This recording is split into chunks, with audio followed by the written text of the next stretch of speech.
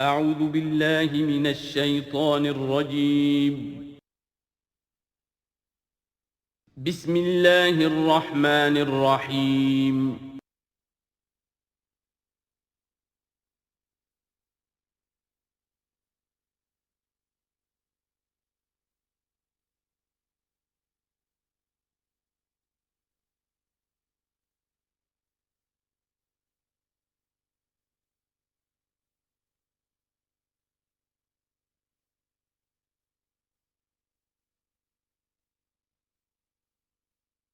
اعوذ باللہ من الشیطان الرجیم بسم اللہ الرحمن الرحیم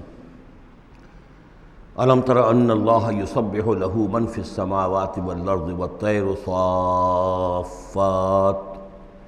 کل قد علم صلاته وتسبیحہ واللہ علیم بما یفعلون صدق اللہ العظیم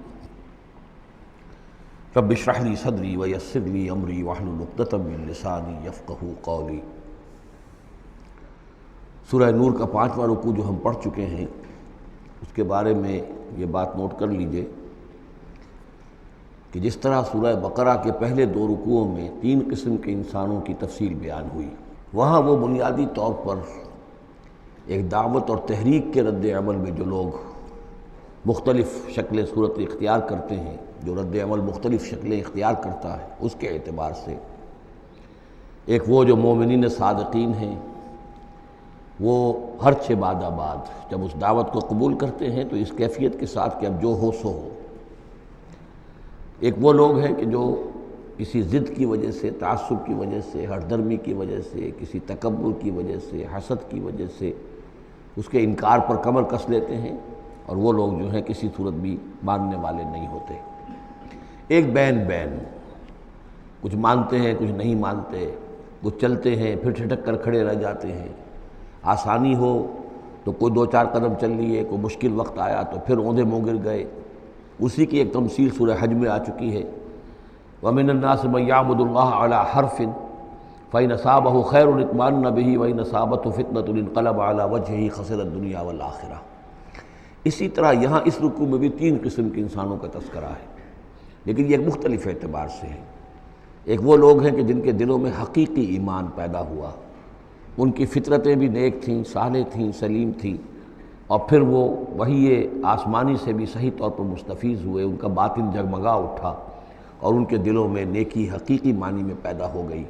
اور اس کے لیے جو ایک نقشہ ہے ان کے سیرت و کردار کا وہ بھی کھینچ دیا گیا۔ ایک وہ لوگ ہیں کہ جن کے اندر سرے سے دنیا پرستی اور دنیا ہی کی شہوات اور خواہشات اور لذات،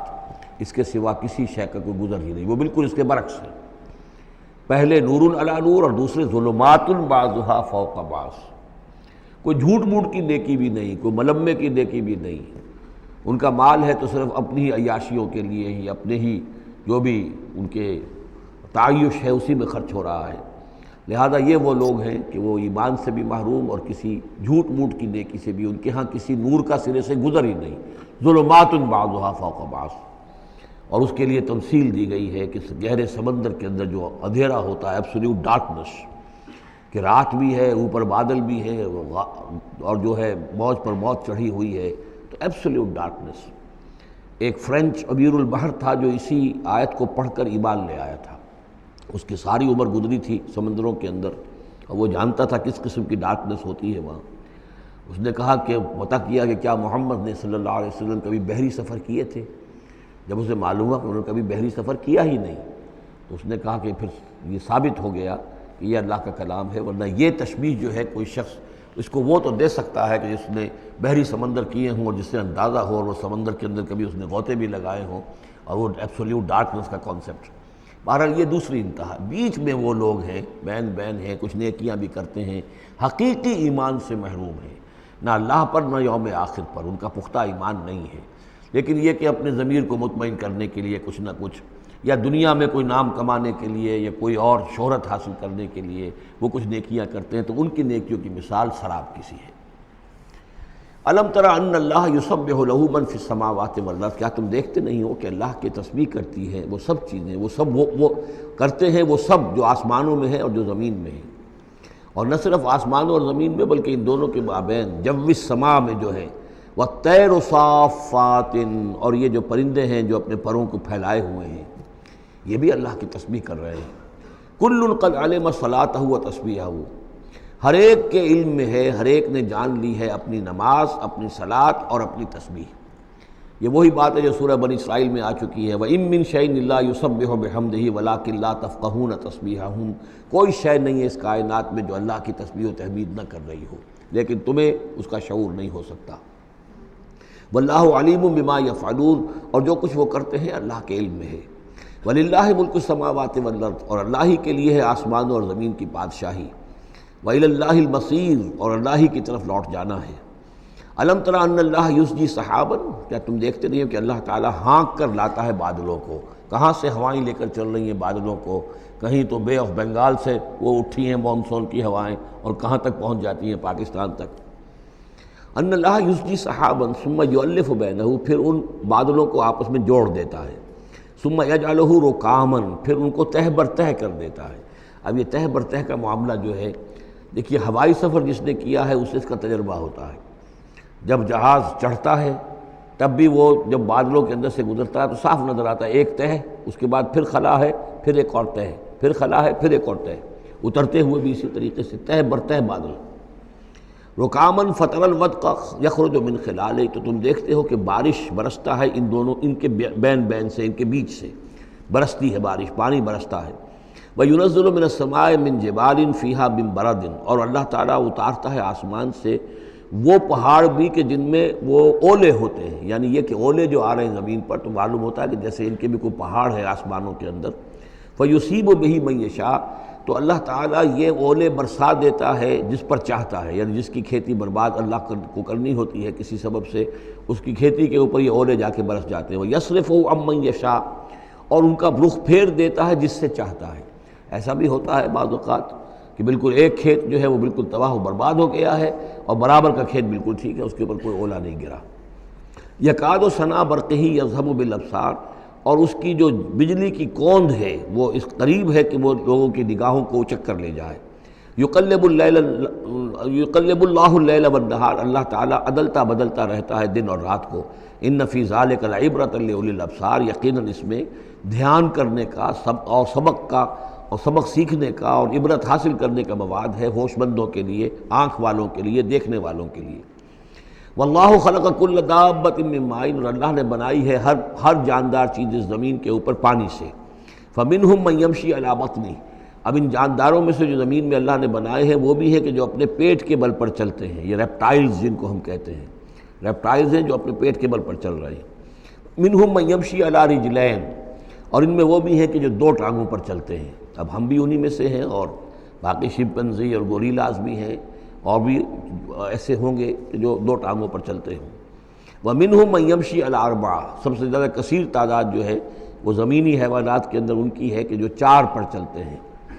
یخلق اللہ ما یشاء، اللہ تعالیٰ پیدا کرتا جو چاہتا ہے۔ ان اللہ علی کل شیء قدیر، یقیناً اللہ تعالیٰ ہر چیز پر قادر ہے۔ اب کافی عرصے کے بعد منافقین کا تذکرہ قرآن مجید میں ہو رہا ہے، چونکہ یہ ہم نے سورہ یونس سے لے کر اور سورہ مومنون تک جو 14 صورتیں پڑھی ہیں ان میں تو سارا معاملہ تھا مشرکین عرب سے، کفار سے، مشرکین سے، ساری بحث ان سے تھی۔ کہیں کہیں گفتگو کا رخ جو ہے وہ اہل کتاب کی طرف روئے سخن، بغیر انہیں باضابطہ خطاب کیے ہوئے، اور یا پھر تیسرا خطاب حضور سے ہے ذاتی، اور حضور کی وساطت سے اہل ایمان کے ساتھ، اور ابھی وہاں نفاق کا کوئی اس قسم کا موجود نہیں تھا معاملہ کہ منافقین کے ساتھ کوئی رد و قضا ہوتی۔ لیکن یہ تو چونکہ سورہ نازل ہو رہی ہے سن 6 ہجری میں، یہ گویا کہ یوں سمجھیے کہ عین مدنی جو دور ہے اس کا عین وسط ہے، بالکل سن 11 میں حضور کا انتقال ہوا ہے، تو سن 6 یوں سمجھیے کہ ان دونوں کے بالکل وسط کے اندر ہے، یہ بالکل درمیانی دور ہے مدنی دور کا۔ یہاں پر اب تذکرہ ہو رہا ہے منافقین کا۔ لقد انزلنا آیات مبینات، ہم نے نازل کی ہیں روشن آیات۔ واللہ یہدی من یشاء الی صراط مستقیم، اور اللہ تعالیٰ ہدایت دیتا ہے جس کو چاہتا ہے سیدھے راستے کی طرف۔ وَيَقُولُونَ آمَنَّا بِاللَّهِ، اور کچھ لوگ وہ بھی ہیں جو کہتے ہیں ہم ایمان لائے اللہ پر، وبالرسول، اور اللہ کے رسول پر، وَأَطَعْنَا، اور ہم نے اطاعت قبول کی۔ ثُمَّ يَتَوَلَّىٰ فَرِيقٌ مِّنْهُمْ، پھر ان میں سے ایک جماعت جو ہے پیٹھ موڑ کر جاتی ہے، من بعد ذالک، اس کے بعد، یعنی اب اس کے بعد یہ سب کچھ کہہ کر قول و قرار کر کے اطاعت کا یہاں دم بھر کر جاتے ہیں، لیکن پھر طرز عمل ان کا کچھ اور ہوتا ہے۔ وما اولئک بالمؤمنین، اور یہ لوگ حقیقی مومن نہیں ہیں۔ وَإِذَا دُعُوا إِلَى اللَّهِ وَرَسُولِهِ لِيَحْكُمَ بَيْنَهُمْ، اور جب انہیں پکارا جاتا ہے، بلایا جاتا ہے کہ آؤ اللہ کی طرف اور رسول کی طرف کہ ان کے مابین فیصلے کرے۔ یہ سورہ نساء میں ہم یہ سارے مضامین بڑی تفصیل سے پڑھ چکے ہیں کہ وہ لوگ چاہتے تھے کہ اپنے مقدمات جو ہیں وہ یہودیوں کی عدالت میں لے جائیں، اس لیے کہ حضور کے ہاں انہیں اندیشہ ہوتا تھا کہ یہاں تو حق بالکل صحیح فیصلہ ہو جائے گا۔ تو اس طرح کا جو ان کا کردار تھا کہ جب انہیں بلایا جاتا ہے اللہ کے اور اس کے رسول کی طرف کہ آؤ کہ وہ فیصلہ کرے تمہارے مابین، اذا فریق منہم معرضون، تو ان میں سے ایک گروہ اور ایک جماعت ایسی ہے جو اعراض کرتی ہے اور کرنی کترا جاتی ہے۔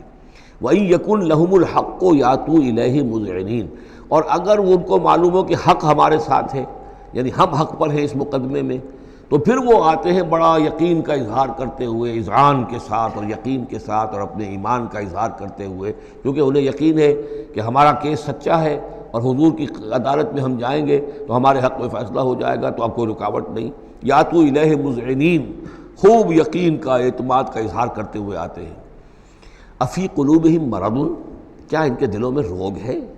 ام ارتابوا، یا یہ شکوک میں مبتلا ہو گئے ہیں؟ ام یخافون ان یحیف اللہ علیہم، یا انہیں یہ اندیشہ ہے کہ اللہ تعالیٰ جو ہے ان کے ساتھ ناانصافی کرے گا، ورسولہ، و اس کے رسول، بل اولئک هم الظالمون، نہیں بلکہ حقیقت میں یہی ظالم ہیں۔ ایمان کی اصل حقیقت سے چونکہ یہ محروم ہے، لہذا ساری غلطی ان کے اپنے کردار میں ہے۔ انما کان قول المؤمنین اذا دعوا الی اللہ ورسولہ لیحکم بینہم، جو حقیقی مومن ہوتے ہیں ان کو تو جب بلایا جاتا ہے اللہ کی طرف اور اس کے رسول کی طرف کہ وہ فیصلہ کرے ان کے مابین، تو ان کا قول تو یہی ہوتا ہے ان یقولوا سمعنا واطعنا، کہ وہ کہتے ہیں کہ ہم نے سنا اور ہم نے مانا، ہم حاضر ہیں، جو بھی فیصلہ محمد رسول اللہ کا ہوگا ہم اسے بصر و چشم تسلیم کریں گے۔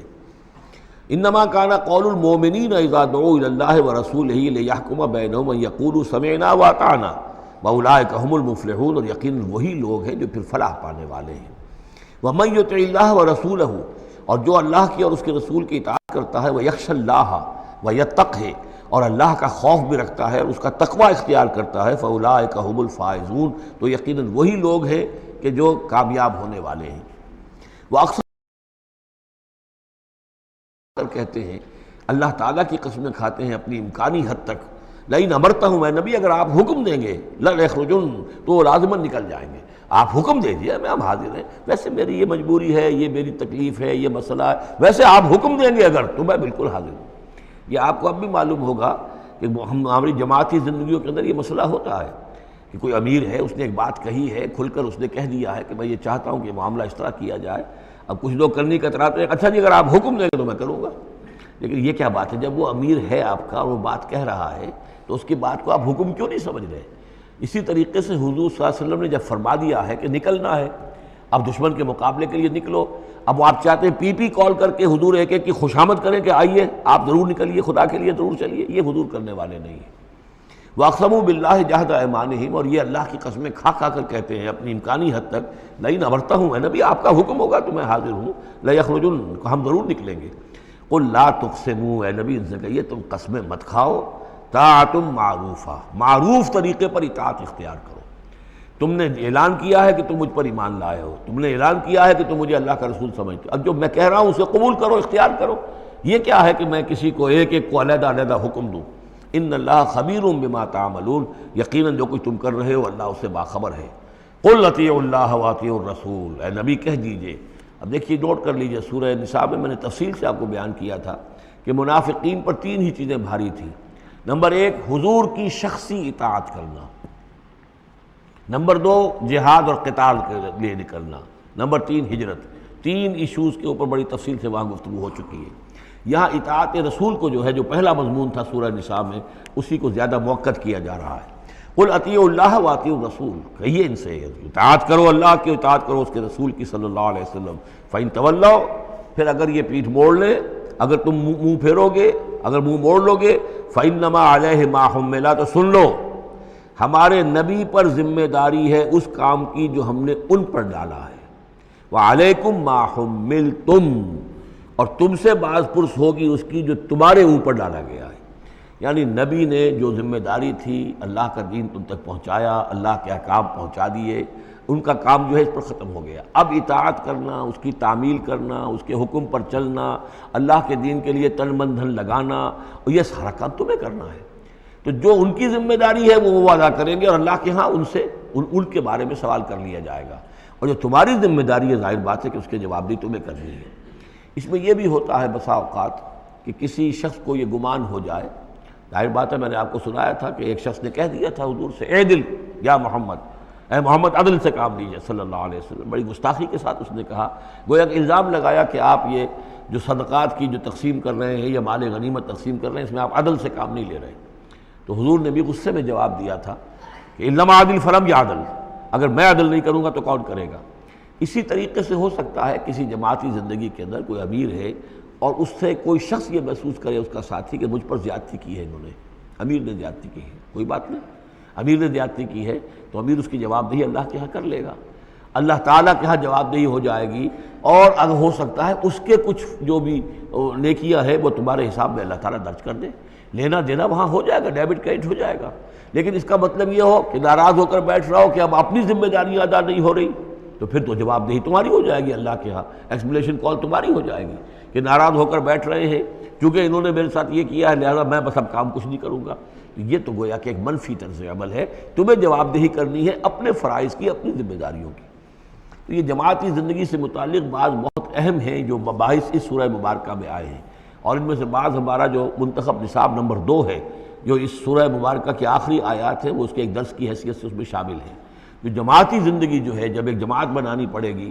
اگر دین کا کام کرنا ہے تو اکیلے تو نہیں ہو سکتا، جماعت کا نظم ہو، ایک ڈسپلن ہو، ایک حزب اللہ وجود میں آئے جو سورہ مائدہ میں ہم دیکھ آئے ہیں، فَإِنَّ حِزْبَ اللَّهِ هُمُ الْغَالِبُونَ، غلبہ جو ہے تو وہ حزب اللہ کو اللہ تعالیٰ دیتا ہے، ید اللہ علی الجماعہ، جماعت کے اوپر اللہ کا ہاتھ ہے، جماعت کی کو اللہ کی نصرت اور تائید حاصل ہوتی ہے۔ اس جماعتی زندگی کے بعد ایسے نفسیاتی معاملات ہوتے ہیں اور اس کے اندر بعض ایسے حساس مسائل ہوتے ہیں کہ جن کے بارے میں بڑی عمدہ رہنمائی دی گئی ہے مختلف مقامات پر، ان پر ہم نے پھر مرتب کیا ہے منتخب نصاب، مطالعہ قرآن حکیم کا منتخب نصاب نمبر 2۔ قل اطیعوا اللہ واطیعوا الرسول، ان پر جو ذمہ ہے وہ ان کی اپنی ذمہ داری کا، اور جو تمہارے اوپر جو بوجھ ہے، جو تمہاری مسئولیت ہے وہ تمہاری ذمہ داری کی۔ وَإِن تُطِيعُوهُ تَهْتَدُوا، اور جان لو یہ اللہ کے رسول ہیں، اگر تم ان کی اطاعت پر کاربند رہو گے تبھی تم ہدایت یافتہ ہوگے۔ وَمَا عَلَى الرَّسُولِ إِلَّا الْبَلَاغُ الْمُبِينُ، اور ہمارے رسول پر سوائے صاف صاف پہنچا دینے کے اور کوئی ذمہ داری نہیں ہے۔ اب جو آیت آ رہی ہے یہ بھی طویل آیات میں سے اور عظیم ترین آیات میں سے آیت استخلاف، یہ خلافت کا جو اللہ تعالیٰ نے وعدہ کیا ہے اس امت سے۔ وعد اللہ الذین آمنوا منکم وعملوا الصالحات، اے مسلمانوں اللہ کا وعدہ ہے تم میں سے ان لوگوں کے ساتھ جو ایمان اور عمل صالح کی شرطیں پوری کر دیں گے۔ یہ نام کے مسلمان، نسلی مسلمان جو اللہ کے حکم پر چلتے بھی نہ ہوں، اللہ کے احکام کے مطابق عمل نہ کرتے ہوں، دین کے لیے تن من دھن لگانے کو تیار نہ ہوں، ان سے یہ وعدہ نہیں ہے۔ وعدہ ہے حقیقی اہل ایمان جو ایمان حقیقی کی شرط پوری کرے اور ایمان کے جو عملی تقاضے ہیں ان کو بھی بجا لائیں۔ وعد اللہ الذین آمنوا منکم وعملوا الصالحات لیستخلفنہم فی الارض، کہ وہ انہیں زمین میں خلافت عطا کرے گا، حکومت عطا کرے گا، غلبہ عطا کرے گا، کما استخلف الذین من قبلہم، جیسے کہ اس نے خلافت عطا کی تھی ان کو جو ان سے پہلے تھے، حضرت داؤد کو، حضرت طالوت کو، حضرت سلیمان کو جو خلافت دی گئی، بعد میں بھی مکابی حکومت قائم ہوئی ہے، اس میں بھی خلافت قائم ہوئی، تو یہ خلافت جیسے پہلے ہم نے دی تھی سابقہ امت مسلمہ کو، ایسے ہی اے امت محمد صلی اللہ علیہ وسلم تمہیں بھی خلافت دی جائے گی، بشرطے کہ ایمان اور عمل صالح کی یہ 2 شرطیں تم پوری کرو۔ اب یہ خلافت جو ہے اس کو 3 انداز میں یہاں بیان کیا گیا ہے۔ لَيَسْتَخْلِفَنَّهُمْ فِي الْأَرْضِ، انہیں لازماً خلافت دے گا زمین میں، حکومت دے گا، كَمَا اسْتَخْلَفَ الَّذِينَ مِن قَبْلِهِمْ، جیسے کہ خلافت دی تھی اور حکومت دی تھی ان کو کہ جو ان سے پہلے تھے۔ وَلَا يُمَكِّنَنَّ لَهُمْ دِينَهُمُ الَّذِي ارْتَضَىٰ لَهُمْ، اور ان کے اس دین کو زمین میں غلبہ عطا کرے گا، قوت عطا کرے گا، تمکن عطا کرے گا جو اللہ نے ان کے لیے پسند کر لیا ہے۔ ظاہر بات ہے مسلمانوں کی خلافت ہے تو اس کے معنی کیا ہے؟ اللہ کے دین کا غلبہ ہے، وہ تو بات تو ایک ہی ہے، اللہ کا دین غالب، اس کے کیا معنی ہے؟ مسلمانوں کی خلافت۔ تو چیز ایک ہی ہے لیکن یہاں 3 الفاظ لا کر اس کی اہمیت کو نمایاں کیا جا رہا ہے 3 اعتبارات سے۔ وَلَا يُمَكِّنَنَّ لَهُمْ دِينَهُمُ الَّذِي ارْتَضَىٰ لَهُمْ، اب یہاں دیکھیے وہی لام مفتوح شروع میں فعل مضارع سے، اور اس کے بعد یہ نون مشدد، یہ سارے وعدے نہایت تاکیدی وعدے ہیں۔ لَيَسْتَخْلِفَنَّهُمْ فِي الْأَرْضِ كَمَا اسْتَخْلَفَ الَّذِينَ مِن قَبْلِهِمْ وَلَيُمَكِّنَنَّ لَهُمْ دِينَهُمُ الَّذِي ارْتَضَىٰ لَهُمْ، واللہ نے دین کون سا ہے جو پسند کر لیا ہے؟ الْيَوْمَ أَكْمَلْتُ لَكُمْ دِينَكُمْ وَأَتْمَمْتُ عَلَيْكُمْ نِعْمَتِي وَرَضِيتُ لَكُمُ الْإِسْلَامَ دِينًا، یہ آیت ہم پڑھ چکے ہیں سورہ مائدہ میں۔ اور تیسری بات، وَلَيُبَدِّلَنَّهُم مِّن بَعْدِ خَوْفِهِمْ أَمْنًا، اللہ تعالیٰ ان کے خوف کی کیفیت جو ہے اس کو بدل دے گا امن کی کیفیت سے۔ ظاہر بات ہے جب تک کہ مسلمان کمزور تھے ان کے لیے خوف تھا، ابھی ادھر سے حملے کا اندیشہ ہے، ابھی ادھر سے حملے کا اندیشہ ہے، اب فلاں قبیلے کی طرف سے خبر آئی ہے کہ وہ فوجی تیاری کر رہا ہے، فوج کشی کرے گا۔ وہ خوف کی ایک کیفیت تھی جو ہر وقت طاری رہی ہے۔ ایمرجنسی کی کیفیت جو ہے مدینہ منورہ میں، یوں سمجھیے کہ پورے 5 برس ایمرجنسی رہی ہے، ہر وقت ہر آن اندیشہ ہوتا تھا، خبریں آ رہی ہیں اب ادھر سے کوئی قبیلہ حملہ کرنے والا ہے، اب یہ مکے میں کوئی ان کی ملاقاتیں ہوئی ہیں، کوئی سازش ہوئی ہے، ابھی کوئی خط چلا گیا ابو عامر راہب کا کوئی مشن ہے، یہ ساری خبریں آتی تھیں۔ لیکن یہ کہ اب اس کے بعد وہ وقت آ جائے گا کہ ان کا جو خوف کی کیفیت ہے بدل جائے گی امن سے۔ یعبدوننی لا یشرکون بی شیئا، میں یہاں اس کو سمجھتا ہوں مستقبل سے متعلق، جب ایسا ہو جائے گا تو پھر وہ میری بندگی کریں گے کہ اس میں کسی شے کی شرک جو ہے گوارا نہیں کریں گے۔ جب تک اللہ کی حکومت نہیں ہے تو ظاہر بات ہے کچھ نہ کچھ شرک تو ہو ہی رہا ہے۔ اب ہم یہاں رہ رہے ہیں، پاکستان میں رہ رہے ہیں، اللہ کا دین تو قائم نہیں ہے، قانون کس کا ہے؟ اللہ کا تو نہیں ہے، تو گویا کہ ہم قومی اعتبار سے، اجتماعی اعتبار سے کفر اور شرک میں زندگی بسر کر رہے ہیں۔ ہاں ہمارا اپنا کوئی عقیدہ فرض کیجئے ہے بھی ٹھیک، بالکل مشرکانہ اوہام سے ہم نے اپنے آپ کو پاک کر لیا ہے، اور توحید فی العقیدہ ہماری بالکل صحیح ہے، لیکن سوال یہ کہ ہم اس ملک کے شہری ہیں، اس ملک کا دستور ہے، اس ملک کے اندر جو ہے اللہ کی حکومت اور اللہ کے قانون کی بالادستی نہیں ہے، تو اس کے کیا معنی؟ ہم بھی اس کے شہری ہونے کی حیثیت سے اس میں ملوث ہیں۔ تو یہ ہے کہ یہ توحید کامل اس وقت ہوگی جب یکون الدین کلہ للہ، جب دین کل کا کل اللہ کے لیے ہو جائے گا۔ عملاً توحید کی تکمیل اس وقت ہوگی۔ یعبدوننی، میری بندگی کریں گے، لا یشرکون بی شیئا، اور میرے ساتھ کسی شے کو شریک نہیں کریں گے۔ ومن کفر بعد ذلک فاولئک هم الفاسقون، اور جو اس کے بعد بھی کفر کریں تو پھر وہ تو فاسق ہیں، ناہنجار ہیں، سرکش ہیں۔ اس کے بھی دو معنی ہو سکتے ہیں، جب دین کا غلبہ ہو گیا پھر بھی جو کفر کرے وہ تو معلوم ہوا کہ اس کے اندر خیر سرے سے ہے ہی نہیں۔ ایک یہ ہے کہ باطل کا غلبہ ہے،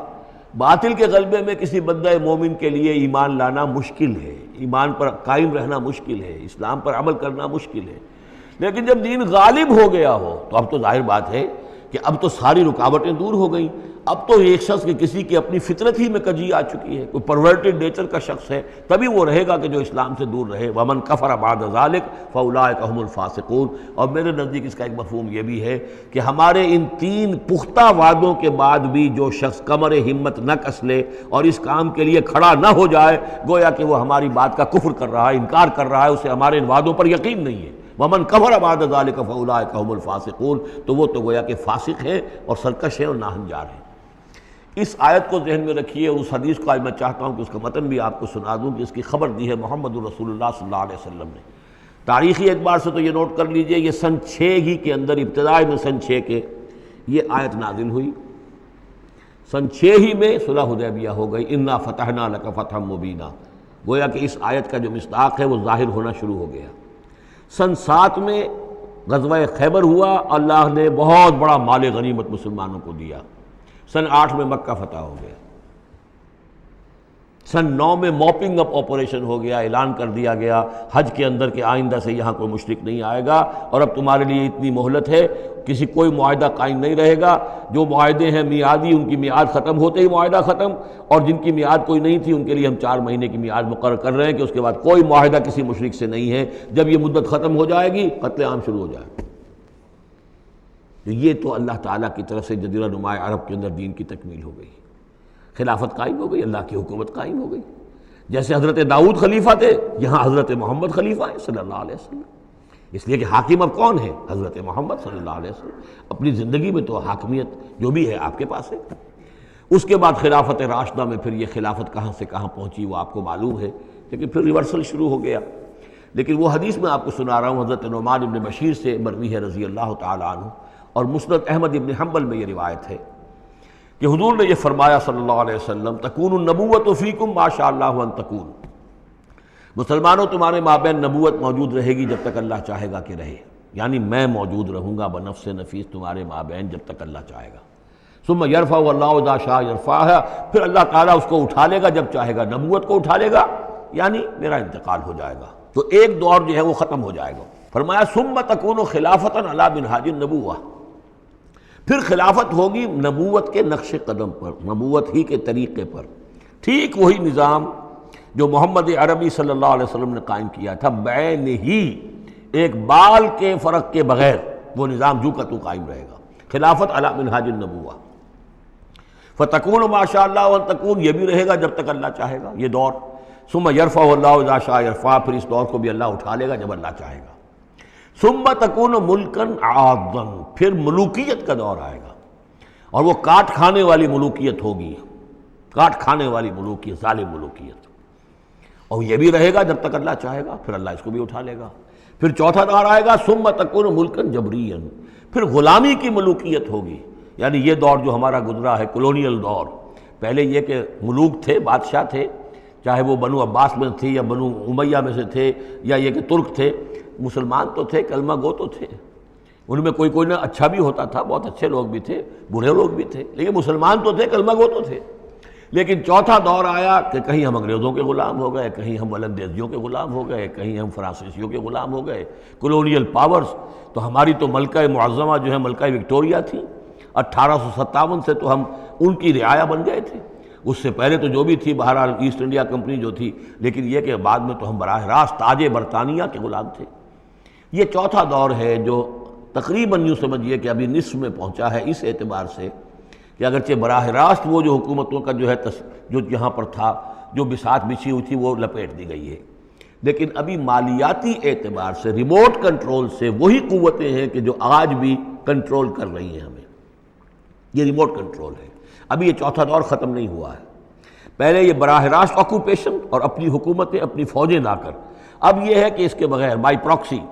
چاہے ہمارے ہی آدمی بیٹھے ہوئے ہیں، لیکن اصل میں سارا جو ہے یہ مالیاتی جو ہے استعمار ہے، ایک نیا عالمی استعمار ہے، لیکن یہ استعمار جو ہے اس طرح کا کولونیل رول نہیں ہے کہ انگریز موجود ہیں، اس کی فوج موجود ہے، یا فرانسیسی فوج موجود ہے، یا اطالوی فوج موجود ہے، بلکہ یہ تو IMF اور ورلڈ بینک کا نظام ہے اس کے تحت، اور ملٹی نیشنل کمپنیوں کی۔ لیکن جو چوتھی جو خوشخبری کی بات ہے وہ یہ ہے کہ حضور نے فرمایا بالآخر یہ چوتھا دور بھی ختم ہو جائے گا، اور خوشخبری یہ ہے کہ ثم تکون خلافۃ علی منہاج النبوۃ، پھر دور آئے گا خلافت علی منہاج النبوۃ کا۔ ثم سکت رسول اللہ صلی اللہ، اس کے بعد حضور خاموش رہے، اس لیے کہ اس کے بعد پھر دنیا کے خاتمے کا معاملہ ہے۔ وہ خاتمے کے بارے میں عرض کر چکا ہوں، ایک طویل عرصے تک تو پوری دنیا میں وہ خلافت علی منہاج النبوۃ رہے گی، گلوبل، اس لیے کہ حضور نے یہ بتا دیا ہے کہ اب جب یہ خلافت علی منہاج النبوۃ کا نظام آئے گا تو کل روئے ارضی پر ہوگا۔ مسلم شریف میں روایت ہے، یہ حضرت ثوبان حضور کے ایک آزاد شدہ غلام تھے، جیسے کہ حضرت زید ابن حارثہ بھی حضور کے غلام تھے، آپ نے آزاد کر دیا تھا، اسی طرح حضرت ثوبان بھی ہے، مولا،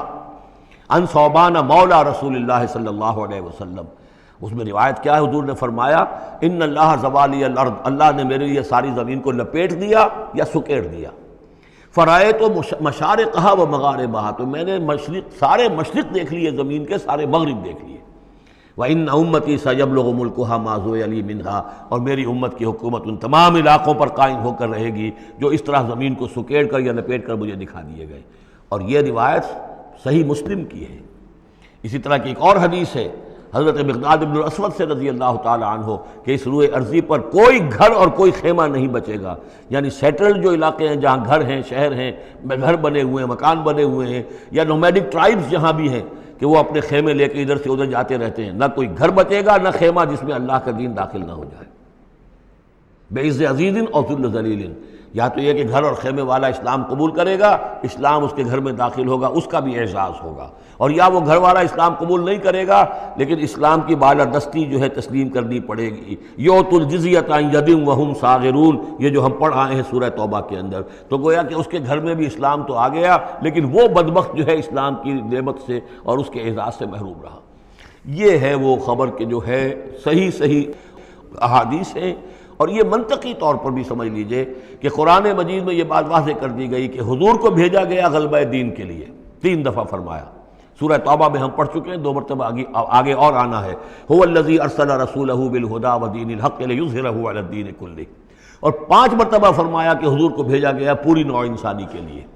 اس کی سب سے نمایاں اور سب سے جو لوگوں کے اندر عام طور پر معروف آیت ہے وہ یہ ہے وَمَا أَرْسَلْنَاكَ إِلَّا كَافَّةً لِلنَّاسِ بَشِيرًا وَنَذِيرًا۔ ویسے ہم پڑھ آئے سورہ انبیاء میں وَمَا أَرْسَلْنَاكَ إِلَّا رَحْمَةً لِلْعَالَمِينَ، اس کا بھی مفہوم یہی ہے، تمام جہان والوں کے لیے ہم نے بھیجا ہے آپ کو رحمت بنا کر، اور ہم نے نہیں بھیجا ہے محمد آپ کو مگر پوری دنیا کے لیے، پوری نوع انسانی کے لیے بشیر اور نذیر بنا کر۔ ان دونوں کو جوڑیں تو اس کا منطقی نتیجہ بھی یہ ہے کہ حضور کی بعثت کا مقصد مکمل ہوگا ہی اس وقت جبکہ کل عالم انسانیت پر دین حق غالب ہو جائے، اور یہ ہو کر لینا ہے۔ وَمَنْ كَفَرَ بَعْدَ ذَلِكَ فَأُولَٰئِكَ هُمُ الْفَاسِقُونَ وَأَقِیمُوا الصَّلَاةَ وَآتُوا الزَّکَاةَ، اور نماز قائم کرو اور زکوٰۃ ادا کرو، وَأَطِیعُوا الرَّسُولَ لَعَلَّکُمْ تُرْحَمُونَ، رسول کی اطاعت کرو تاکہ تم پر رحم کیا جائے۔ چونکہ روح سخن منافقین کی طرف ہے، اور میں نے آپ کو بتایا تھا ان پر جو شاخ گزر رہی تھی وہ در حقیقت رسول کی اطاعت تھی۔ بار بار کہتے تھے یہ اپنے جی سے بات کہہ دیتے ہیں، آیت تو ابھی اتری نہیں، ابھی کوئی آیت تو آئی نہیں، قرآن میں تو ابھی یہ حکم آیا نہیں، یہ معاملہ جو ہے ان کو شاق گزر رہا تھا حضور کی اطاعت۔ وَأَقِیمُوا الصَّلَاةَ وَآتُوا الزَّکَاةَ، اور نماز قائم کرو اور زکوٰۃ ادا کرو، وَأَطِیعُوا الرَّسُولَ لَعَلَّکُمْ تُرْحَمُونَ، اور اللہ رسول کی اطاعت کرو تاکہ تم پر رحم کیا جائے۔ لَا تَحْسَبَنَّ الَّذِينَ كَفَرُوا مُعْجِزِينَ فِي الْأَرْضِ، یہ کافر یہ نہ سمجھیں کہ وہ اللہ کو تھکا دیں گے یا ہرا دیں گے اس زمین میں، وَمَأْوَاهُمُ النَّارُ، ان کا ٹھکانہ آگ ہے، وَلَبِئْسَ الْمَصِيرُ، اور بہت برا ٹھکانہ ہے۔ یا ایھا الذین آمنوا لیستأذنکم الذین ملکت ایمانکم، اب وہی جو سماجی احکام کچھ دیے گئے تھے کہ اذن لیے بغیر تم داخل نہ ہو گھر میں، اور اس طرح کے آداب جو ہیں معاشرتی ان کے ضمن میں مزید احکام آ رہے ہیں۔ یہ سورہ مبارکہ کی ترتیب یہ ہے، یوں سمجھیے کہ جیسے کوئی انگوٹھی ہو اور بڑا سا ہیرا جو ہے لگا ہوا ہے، دونوں طرف جو ہے وہ اس کا پتلے سائڈ سے یہ ہار ہے، اور اس کے نیچے جو ہے درمیان میں کوئی بڑا ہیرا ہے، دوسری طرف موتی ہے۔ اس کے بالکل وسط میں 5واں رکوع ہے، یہ اللہ نور السماوات والارض مثل نورہ کمشکاۃ فیہا مصباح، اور آیت نمبر 35 وہ عظیم کوہ نور ہیرے کے مانند ہے۔ پھر دونوں طرف جو ہے یہ مضامین ہیں، کچھ ادھر ہیں سماجی احکام، کچھ ادھر ہیں سماجی احکام، اور اس طریقے سے یہ ایک عظیم بہت خوبصورت ہار کی شکل بن گئی۔ لیستأذنکم الذین ملکت ایمانکم، چاہیے کہ جو تمہارے غلام ہیں اور باندیاں ہیں وہ بھی اجازت لے کے اندر داخل ہوا کریں۔ والذین لم یبلغوا الحلم، اور وہ لوگ بھی تمہارے کہ جو کہ ابھی وہ بالغ نہیں ہوئے ہیں وہ بچے بھی، منکم 3 مرات، 3 اوقات دن رات کے ایسے ہیں کہ جن میں خاص طور پر جو پرائیویسی کا اہتمام ہونا چاہیے، اور اس میں یہ کہ کوئی بھی اجازت لیے بغیر بچے بھی نہ جائیں۔ من قبل صلاۃ الفجر، ایک تو فجر کی نماز سے قبل، وحین تضعون ثیابکم من الظہیرۃ، اور جو تم ظہر کے وقت ظہیرہ جس کو کہتے ہیں، اپنے کپڑے ذرا اتار کے سستاتے ہو، قیلولہ کرتے ہو، ہلکے کپڑوں کے اندر انسان لیٹتا ہے۔ ومن بعد صلاۃ العشاء، اور نماز عشاء کے بعد۔ 3 عورات لکم، یہ 3 اوقات تمہارے پردے کے اوقات ہیں، یہ تمہاری خاص پرائیویسی کے اوقات ہیں۔ لیس علیکم ولا علیہم جناح بعدہن، ان کے علاوہ عام حالات میں کوئی حرج نہیں ہے، بعدہن کہ وہ یعنی وہی تمہارے ملازم ہیں، تمہارے غلام ہیں یا باندیاں ہیں، یا اسی طریقے سے تمہارے بچے ہیں، طوافون علیکم بعضکم علی بعض، وہ آئیں جائیں گھروں کے اندر، ظاہر بات ہے کہ اس کمرے میں آئے ہیں، اس میں گئے ہیں، اس میں کوئی حرج نہیں ہے کہ وہ آئیں جائیں اور پھریں۔ کذالک یبین اللہ لکم الآیات، اسی طرح اللہ تعالیٰ تمہارے لیے اپنی آیات واضح کر رہا ہے، واللہ علیم حکیم، اور اللہ تعالیٰ علیم اور حکیم ہے۔ وَإِذَا بَلَغَ الْأَطْفَالُ مِنْكُمُ الْحُلُمَ، اور جب تمہارے بچے جو ہیں جو لڑکے ہیں وہ بھی بالغ ہو جائیں، انہیں سب سمجھ آ جائے جو بھی معاملات ہیں دونوں شوق کے، فَلْيَسْتَأْذِنُوا كَمَا اسْتَأْذَنَ الَّذِينَ مِنْ قَبْلِهِمْ، تو پھر وہ بھی اذن لے کر اسی طرح داخل ہوا کریں جیسے کہ پہلا حکم آیا تھا کہ اذن لیے بغیر گھر میں داخل نہ ہو۔ کذالک یبین اللہ لکم آیاتہ، اس طرح اللہ تعالیٰ تمہارے لیے اپنی آیات کو واضح کر رہا ہے، واللہ علیم حکیم، اللہ علیم اور حکیم ہے۔ والقواعد من النساء اللاتی لا یرجون نکاحا، اور وہ عورتیں تمہارے میں سے، تمہاری خواتین میں سے کہ جو اب بیٹھ رہی ہوں، یعنی لا یرجون نکاحا، اب وہ نکاح کی امیدوار نہ ہوں، ایک خاص عمر سے گزر چکی ہیں، اب کوئی نکاح وغیرہ کرنے کا سوال نہیں ہے، بیوہ ہیں یا کچھ اور جو بھی معاملہ ہے، لیکن یہ کہ بہرحال اب معمر ہو چکی ہیں۔ فلیس علیہن جناح ان یضعن ثیابہن، تو ان کے اوپر کوئی حرج نہیں ہے کہ وہ جو اپنے اضافی کپڑے ہیں وہ اتار دیا کریں، یعنی بڑی چادر لے کر ہی نکلنا ان کے لیے وہ لازم نہیں ہوگا، یا اگر اپنے گھروں کے اندر بیٹھ کر وہ جو اوڑھنیاں ہیں ان کو بکل مارنے کی جو ان کی پابندی دوسری خواتین پر ہے اس میں ان کے لیے درد بھی ہو سکتی ہے، اس لیے کہ اب وہ اس عمر سے گزر چکی ہیں۔ والقواعد من النساء اللاتي لا يرجون نکاحا فليس عليهن جناح ان يضعن ثيابهن غیر متبرجات بزینہ، لیکن ان کی نیت یہ نہ ہو کہ وہ اپنی زینت کو وہ ظاہر کریں اور لوگوں کی نگاہوں میں لائیں، نیت کا معاملہ جو ہے وہ دوسرا ہے۔ وَأَن يَسْتَعْفِفْنَ خَيْرٌ لَهُنَّ، اور اگر وہ اس معاملے میں احتیاط ہی کریں تو بہتر ہے، اس رعایت سے فائدہ نہ اٹھائیں تو بہتر ہے، اس لیے کہ شیطان جو ہے وہ ہر وقت طاق میں لگا رہتا ہے، نہ معلوم کس وقت کس کے دل میں کیا خیال پیدا کر دے۔ واللہ سمیع علیم، اور اللہ سب کچھ سننے والا اور جاننے والا ہے۔ لیس علی الاعمی حرج، اب چونکہ یہ جو احکام دیے جا رہے تھے تو اس معاشرے کے اندر ایسا بھی تھا کہ کسی خاندان کے ساتھ کچھ لوگ جو ہیں بیچارے، کوئی لنگڑا ہے، کوئی اندھا ہے، اپنے برادری کا ہے، اپنی رشتہ داروں میں سے، وہ بھی گھر میں رہ رہا ہے، وہ اپنی کوئی آزاد جو معاش اور آزاد جو ہے کوئی معاشرتی حیثیت کا اہل نہیں ہے، تو اب ان کے لیے کیا ہوگا؟ کیا یہ ساری پابندیاں جو ہیں اسی طریقے سے ان کے اوپر بھی پوری طریقے سے عائد کی جائیں گی؟ تو ان کے ضمن میں کہا جا رہا ہے کہ وہ اگر تمہارے گھروں میں رہیں تو کوئی حرج نہیں ہے۔ لیس علی الاعمی حرج، کوئی کسی اندھے کے اوپر کوئی حرج نہیں ہے، کوئی تکلیف نہیں ہے۔ ولا علی الاعرج حرج، اور نہ ہی کسی لنگڑے پر، ولا علی المریض، اور نہ بیمار پر حرج، ولا علی انفسکم، نہ تمہارے اوپر کوئی اس میں کوئی تنگی ہے، ان تاکلوا من بیوتکم و بیوت آبائکم، کہ تم کھانا کھایا کرو اپنے گھروں سے، اپنے باپوں کے گھروں سے، اور بیوت امہاتکم، یا اپنی ماؤں کے گھروں سے، اور بیوت اخوانکم، اپنے بھائیوں کے گھروں سے، اور بیوت اخواتکم، یا اپنی بہنوں کے گھروں سے، اور بیوت اعمامکم، یا اپنے چچاؤں کے گھروں سے، اور بیوت عماتکم، یا اپنی پھوپھیوں کے گھروں سے، اور بیوت اخوالکم، یا اپنے ماموں کے گھروں سے، اور بیوت خالاتکم، یا اپنی خالاؤں کے گھروں سے، او ما ملکت مفاتحہ، یا یہ کہ جس کی کنجیاں تمہارے ہاتھ میں ہے، کارخانہ ہے، اس کے مالک ہی تم ہو، وہاں جاؤ اور وہاں پر جا کر تم کھانا پینا ہو تو کھاؤ، اور صدیقکم، یا تمہارے اپنے دوست ہیں اس کے گھر سے، لیس علیکم جناح ان تاکلوا، کوئی حرج نہیں ہے تم پر اس میں، ان تاکلوا جمیعا، کہ سب مل کر کھاؤ، او اشتاتا، یا علیحدہ علیحدہ کھاؤ۔ اس کو خواہ بعض لوگوں نے عورتوں اور مردوں کے اوپر وہ جو ہے اس کا انطباق کر دیا ہے کہ چاہیں تو عورت اور مرد مل کر کھائیں اور چاہیں تو وہ علیحدہ علیحدہ کھائیں۔ یہاں مراد یہ ہے کہ بسا اوقات ایسے مواقع پر انتظار میں بڑی دقت ہوتی ہے، جیسے آج کل آپ کو معلوم ہے کہ ولیمہ ہے اور ٹائم دے رکھا ہے 9 بجے کا اور 12 بج رہے ہیں رات کے، لڑکی والے تو آئے نہیں ہیں اس لیے ولیمہ ہو نہیں سکتا، بیٹھے ہوئے لوگ سوکھ رہے ہیں، کیا ضرورت ہے؟ جو آئے ہیں وہ کھائیں اور جائیں۔ لہذا یہ نہیں ہے کہ سب کے سب جمع ہو کر ہی اور ایک ہی جمعیت ہو تبھی وہ کھائیں، بلکہ یہ کہ اپنی ضرورت کے تحت جیسے بھی ہو، اگر سب مل جل کر بیٹھ کر کھائیں تب بھی کوئی حرج نہیں، اور اگر علیحدہ علیحدہ گروپس کے اندر یہ کھا لیا جائے تب بھی کوئی حرج نہیں۔ یہ مجلسی احکام جو دیے جا رہے ہیں اس سے مراد یہ نہیں ہے کہ سطر اور حجاب کے احکام بھی یہاں پہ ٹوٹ جائیں گے، اور یہاں پر جو ہے گھریلو جو ہے اگر پارٹیز کوئی تھرو کی گئی ہیں تو اس میں کوئی پردے وردے کی حاجت نہیں ہے، اس میں مرد اور عورتیں جو ہیں وہ مخلوط طور پر شریک ہو جائیں، معاذ اللہ، یہ مراد نہیں۔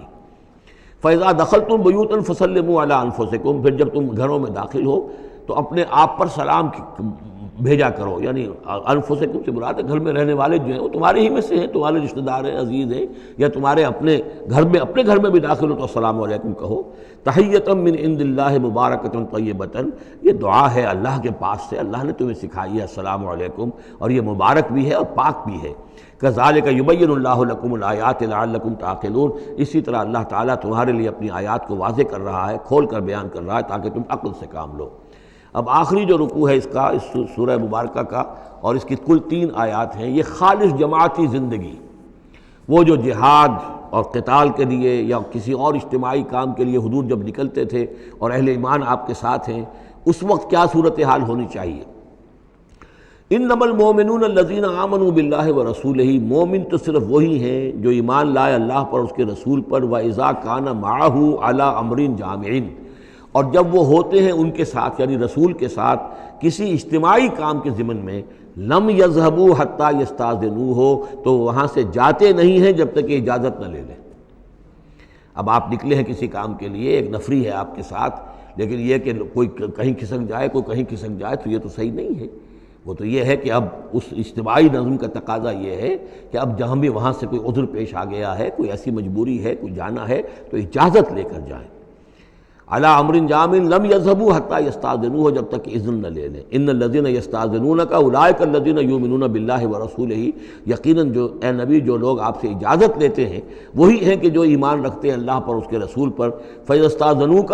پھر جب وہ آپ سے کوئی اجازت مانگیں، رخصت مانگیں، لبعض شانہم، اپنی کسی عذر کی وجہ سے، فاذن لمن شئت منہم، تو اجازت دے دیجئے جسے آپ چاہیں۔ مطلب یہ ہے کہ جو لیڈر ہے، جو اس وقت سپہ سالار ہے، اسے معلوم ہے سچویشن کیسی ہے، میرے پاس پہلے ہی نفری، میرے پاس کوئی اضافی نفری ہے جس میں سے میں کسی کو ریلیو کر سکتا ہوں، یا پہلے ہی میرے پاس کم نفری ہے، اس میں کسی اور کی کمی جو ہے وہ اور زیادہ خطرناک ہو جائے گی نتائج کے اعتبار سے۔ لہذا یہ نہیں ہے کہ صاحب میں نے اجازت طلب کی ہے تو مجھے اجازت ملنی چاہیے، یہ نہیں، اجازت کیا ہوئی پھر؟ یہ تو وہی ہے جو تھانے داروں کسی معافی مانگتی ہے، اچھا میں نے تو کچھ نہیں کیا لیکن اگر آپ سمجھتے ہیں کہ میں نے کچھ کیا تو میں معافی مانگتا ہوں۔ تو یہ تو در حقیقت الٹی دھونس ہے کہ آپ بڑے کمینے آدمی ہیں، میں نے تو کچھ کیا نہیں تھا پھر بھی آپ سمجھ رہے ہیں کہ میں نے کچھ کیا ہے، تو میں اتنا اونچا ہوں کہ پھر میں معافی مانگتا ہوں۔ تو یہ در حقیقت وہ انداز نہیں ہے۔ اجازت تو طلب کرنی ہے تو یہ ہے کہ اجازت لے کر اجازت ملے، اور یہ اختیار جو ہے پھر اے نبی آپ کو ہے کہ آپ چاہیں تو اجازت دیں۔ فاذن لمن شئت منہم واستغفر لہم اللہ، اور اس پر بھی ان کے لیے استغفار کیجئے اللہ سے، کیونکہ انہوں نے ظاہر بات ہے اپنے کسی ذاتی کام کو زیادہ اہمیت دی ہے اس اجتماعی کام سے۔ یہ اجتماعی کام نبی کا ذاتی نہیں ہے، یہ دین کا کام ہے، اللہ کے دین کا کام ہے۔ دین کو غالب کرنا فرض منصبی اللہ کی طرف سے ہے ان پر، لہذا اس کے لیے تم ان کے ساتھ نکلے ہو۔ لہذا یہاں پر جو ہے اب اگر تم نے اپنے ذاتی کام کو اس دین کے کام سے اہم تر سمجھا ہے تبھی تو یہاں سے رخصت لے کر جا رہے ہو۔ یہ خود ایک ہلکی بات ہے، گویا کہ تم نے دین کے کام کو کمتر سمجھا ہے اللہ کے کام اپنے کام سے، اور اس کو اہمیت زیادہ دی ہے۔ لہذا استغفار، اے نبی ان کے لیے استغفار کیجئے، واستغفر لہم اللہ، اور ان کے لیے استغفار کیجئے، ان اللہ غفور الرحیم، یقیناً اللہ تعالیٰ غفور الرحیم ہے۔ ایک بات البتہ نوٹ کر لیجئے کہ یہ مضمون جب سورہ توبہ میں آیا ہے تو اس سے اگلا قدم ہے، یہ چونکہ ہے سن 6، وہ ہے سن 9، 3 سال میں فرق کیا واقع ہوا؟ ابھی تو فرمایا گیا ہے کہ جو اجازت لے کر جاتا ہے نبی وہ وہی ہے کہ جو واقعی ایمان رکھتا ہے، لیکن وہاں فرمایا گیا جو ایمان رکھتے ہیں وہ اجازت لیتے ہی نہیں۔ وہ جو موقع تھا وہ تھا نفیر عام کا موقع، وہ موقع تھا نہایت ہی یوں سمجھیے ایمرجنسی کا موقع، اس موقع پر اجازت طلب کرنا ہی در حقیقت اس بات کی علامت تھی کہ یہ منافق ہے، لہذا وہاں روکا گیا۔ آپ نے کیوں اجازت دے دی؟ عفی اللہ عنک لما اذنت لہم، کیوں آپ نے اجازت دے دی؟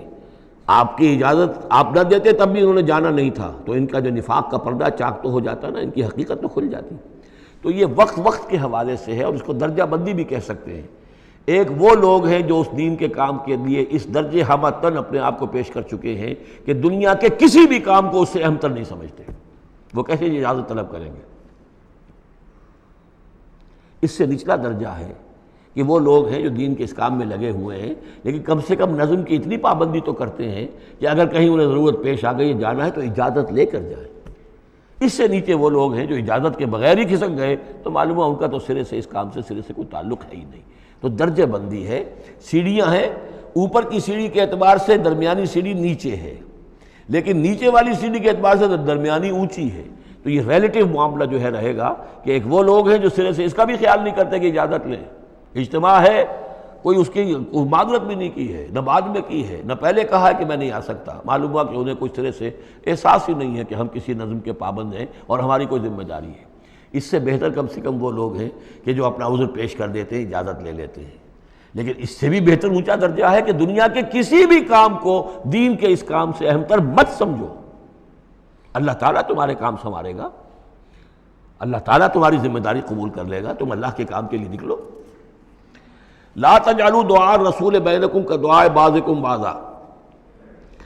تم یہ رسول کا بلانا اپنے مابین ایسے نہ سمجھ لو جیسے تمہارا آپس میں ایک دوسرے کو بلانا ہوتا ہے۔ بلانا یہ بھی ہے، آپ نے کسی کو دعوت دی، میرے گھر آئیے کھانا کھائیے، رسول نے دعوت دی، کیا یہ برابر ہو جائے گا معاملہ؟ لیکن ایک بلانا یہ ہے کہ رسول پکار رہا ہے تمہیں کہ آؤ اللہ کی راہ میں چلو میرے ساتھ، ایک یہ کہ کوئی عام آدمی آپ کو کہہ رہا بھائی میرا ایک کام ہے، ذرا میرے اس کام کے لیے تھوڑی دیر کے لیے آ جائیے، کچھ مجھے چاہیے، مدد چاہیے۔ تو زمین و آسمان کا فرق ہو گیا۔ اور تیسرے معنی اس کی یہ بھی ہے کہ دعا سے مراد یہ کہ مخاطب ہونے کا انداز، تم جس طرح ایک دوسرے سے بات کر لیا کرتے ہو ایسے رسول کے ساتھ بات نہ کر لیا کرو، ان کے مقام کو، ان کے ادب کو۔ یہ سورہ حجرات میں جا کر تفصیل سے ہی بات آئے گی، لا ترفعوا اصواتکم فوق صوت النبی ولا تجہروا لہ بالقول کجہر بعضکم لبعض ان تحبط اعمالکم۔ تو یہ تینوں مفہوم اس کے ہیں۔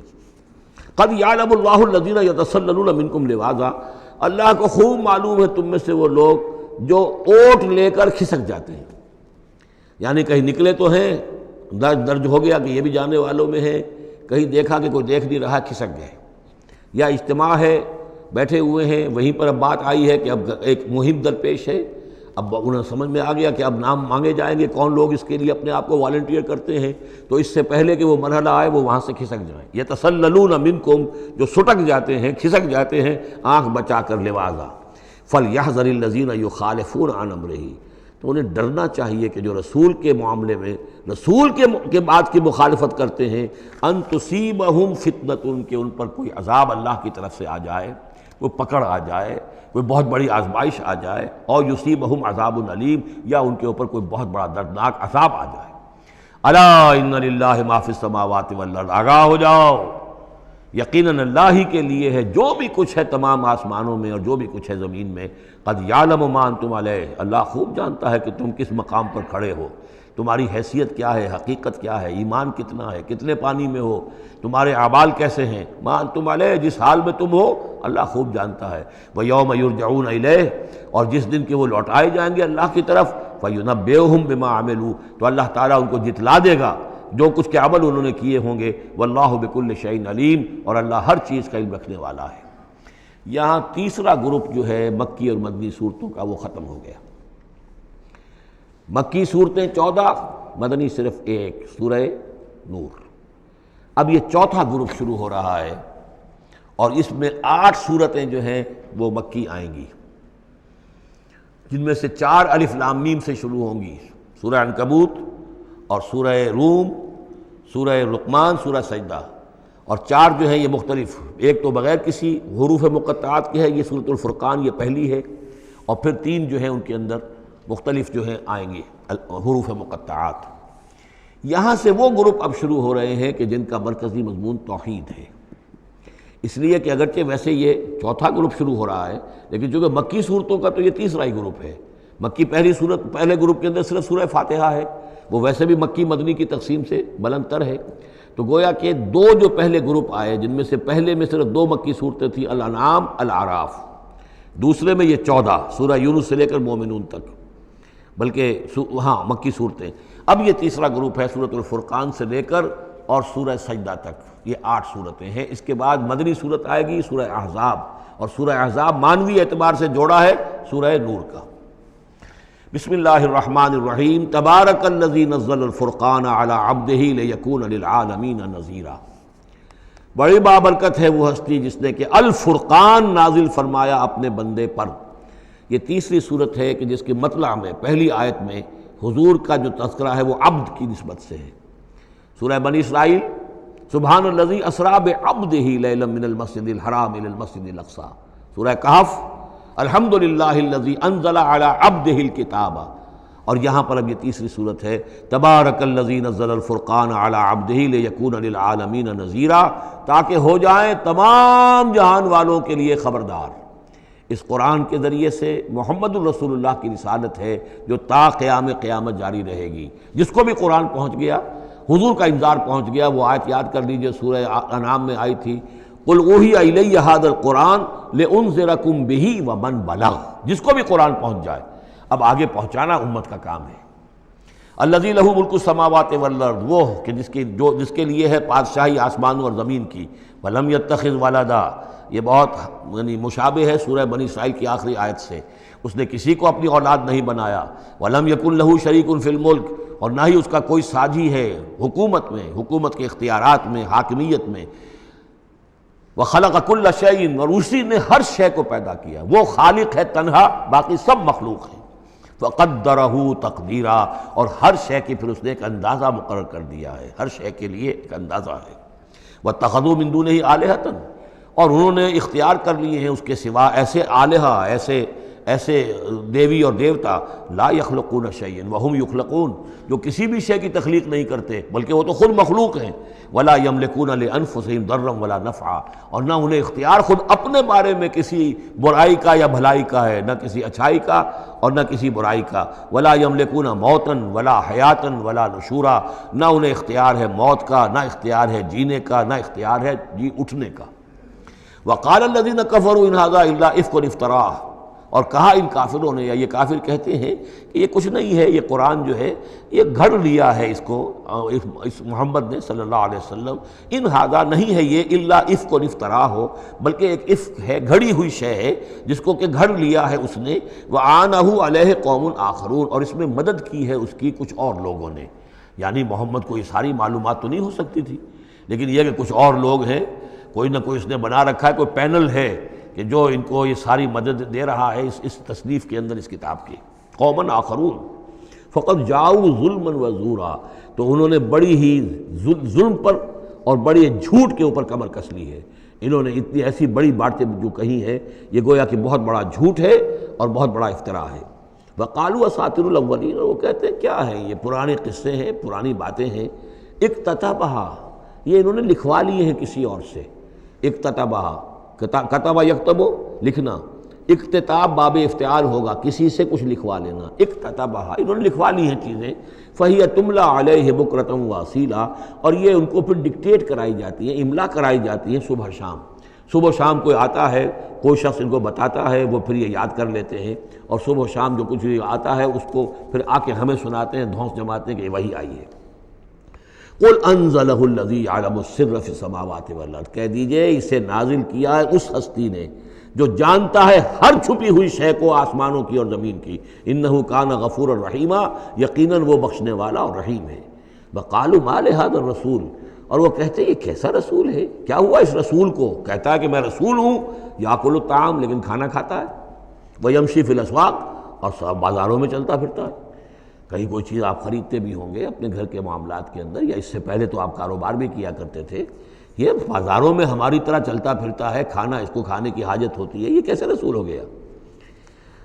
لولا انزل الیہ ملک، کیوں نہیں کوئی بھیجا گیا ان کی طرف کوئی فرشتہ ہوتا، اڑتا ہوا پروں کے ساتھ وہ نیچے آتا ان کے پاس اور وہ کہتا یہ اللہ کے رسول ہیں۔ فیکون معہ ظہیرا نذیرا، اور وہ ان کے ساتھ ہوتا، آگے آگے چلتا ان کے، ہٹو بچو جیسے چلتے ہیں، یہ اللہ کے رسول آ رہے ہیں، اور وہ خبردار کرتا ہے لوگوں کو ان کے ساتھ مل کر۔ اور یلقا الیہ کنز، یہ وہی باتیں جو سورہ بنی اسرائیل میں آ چکی ہیں، یا ان کو دے دیا گیا ہوتا، ان پر ڈال دیا گیا ہوتا، آسمان سے گر پڑتا ان پر ایک خزانہ،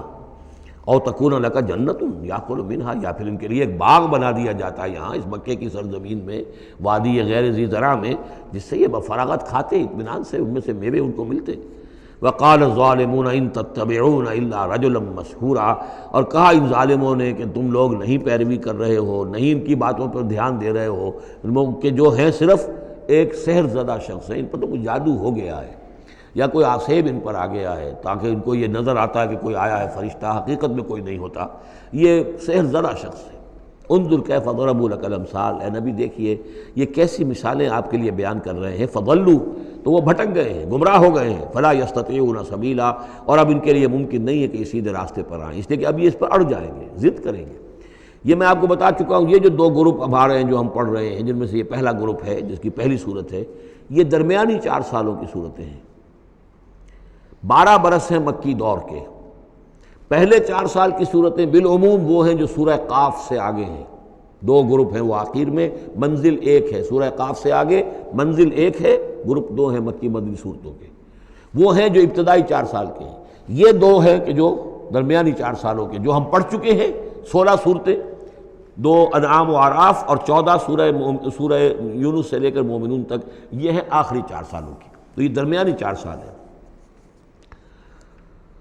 تبارک الذی ان شاء جعل لک خیرا من ذلک، بڑی بابرکت ہے وہ ہستی ہے نبی، اگر وہ چاہے تو جو چیزیں یہ کہہ رہے ہیں اس سے کہیں زیادہ بہتر چیزیں آپ کے لیے ابھی فراہم کر دی جائیں۔ یہ تو بڑا زور لگا لگا کر کچھ چیزیں کہہ رہے ہیں، ہم ان سے کہیں زیادہ بہتر چیزیں آنے واحد میں آپ کے لیے پیدا کر سکتے ہیں۔ تبارک الذی ان شاء جعل لک خیرا من ذلک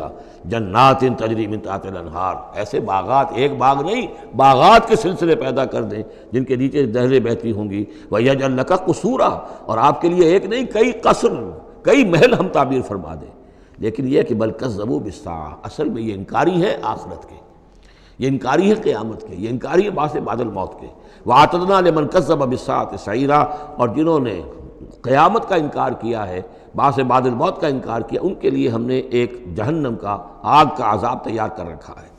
اِذَا رَأَتْهُم مِّن مَّكَانٍ بَعِيدٍ، جب وہ جہنم دیکھے گی ان کو کہ یہ میرے شکار آ رہے ہیں، اب یہ آ رہے ہیں کہ جن کو میرے اندر جھونکا جائے گا، دور سے وہ دیکھے گی کہ آ رہے ہیں، سَمِعُوا لَهَا تَغَيُّظًا وَزَفِيرًا، تو وہ سنیں گے اس کی آواز کہ جیسے بھوکا شیر داڑ رہا ہو، جھجلائے گی اور چلائے گی کہ جلد از جلد انہیں میرے اندر جھونک دیا جائے۔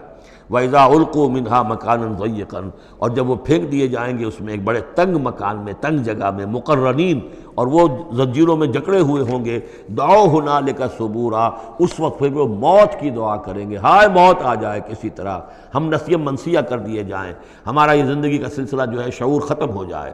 لَا تَدْعُوا الْيَوْمَ ثُبُورًا وَاحِدًا، تب کہا جائے گا اب آج ایک موت نہ مانگو، وَادْعُوا ثُبُورًا كَثِيرًا، بہت سی موتیں مانگو۔ اب موت آئے گی نہیں، مانگتے رہو موت، لیکن یہ ہے کہ اب تمہاری یہ زندگی جو ہے تاکہ تمہیں یہ جلن مسلسل رہے، یہ عذاب جو ہے اس کی تخفیف میں، اس کے اندر کوئی شدت میں تخفیف نہ ہو، لہذا موت آ کے تمہیں چھٹکارا نہیں دلائے گی۔ قُلْ أَذَلِكَ خَيْرٌ أَمْ جَنَّةُ الْخُلْدِ الَّتِي وُعِدَ الْمُتَّقُونَ، کہیے کہ کیا یہ انجام بہتر ہے یا وہ باغ، وہ جنت، رہنے کی جنت جو جس کا وعدہ کیا گیا ہے متقی بندوں سے، کانت لہم جزاء و مصیرا، اور وہ ان کے لیے ہوگی بدلہ اور ان کے لوٹ جانے کی جگہ۔ لہم فیہا ما یشاؤون خالدین، ان لوگوں کے لیے وہاں ہر وہ شے ہوگی جو وہ چاہیں گے اور اس میں رہیں گے ہمیشہ ہمیشہ۔ کان علی ربک وعدا مسئولا، اور یہ تو وعدہ ہے تیرے رب کا جس کے لیے وہ ذمہ دار ہے۔ اب یاد کیجئے وہ دعا جو سورہ آل عمران کے آخر میں آئی تھی، ربنا وآتنا ما وعدتنا علی رسلک ولا تخزنا یوم القیامہ، پروردگار جو تو نے وعدے اپنے رسولوں کے ذریعے سے ہم سے کیے تھے ان کو پورا فرما۔ اللہ تعالیٰ اپنے وعدوں سے پھرے گا نہیں، اللہ تعالیٰ ان وعدوں کو پورا کرے گا، اور وہ اس کو سمجھتا ہے کہ یہ میری ذمہ داری ہے کہ میں اپنے وعدے پورے کروں۔ وَيَوْمَ يَحْشُرُهُمْ، اور جس دن کہ وہ ان سب کو جمع کرے گا، وَمَا يَعْبُدُونَ مِن دُونِ اللَّهِ، اور جن کو یہ پوجتے تھے اللہ کے سوا، فَيَقُولُ أَأَنْتُمْ أَضْلَلْتُمْ عِبَادِي هَؤُلَاءِ، وہ جمع کر لیں گے ان فرشتوں کو بھی جن کو نام کے اوپر بت بنا لیے گئے، یا اولیاء اللہ کی ارواح آ جائیں گی، یا انبیاء ہوں گے، حضرت عیسیٰ ہوں گے، یا اور بھی جس کو بھی یہ جس کے ساتھ یہ گستاخی اور ظلم کیا گیا ہو، اللہ ان سب کو جمع کرے گا اور پوچھے گا أَأَنْتُمْ أَضْلَلْتُمْ عِبَادِي هَؤُلَاءِ، کیا آپ لوگوں نے میرے ان بندوں کو گمراہ کیا تھا؟ ام ہم ضلوا السبیل، یا وہ خود ہی گمراہ ہو گئے تھے، سیدھے راستے سے بھٹک گئے تھے۔ قالوا سبحانک ما کان ینبغی لنا ان نتخذ من دونک من اولیاء، وہ کہیں گے اللہ تو پاک ہے اس سے، اور یہ تو ہمارے لیے تو یہ سرے سے ممکن ہی نہیں، ہمارے لیے یہ کسی طرح روا ہی نہیں تھا کہ ہم تیرے سوا کسی کو اپنے ولی بنا لیں، ہم نے ان لوگوں کو ولی قرار نہیں بنایا۔ ولیکن متعتہم وآباءہم،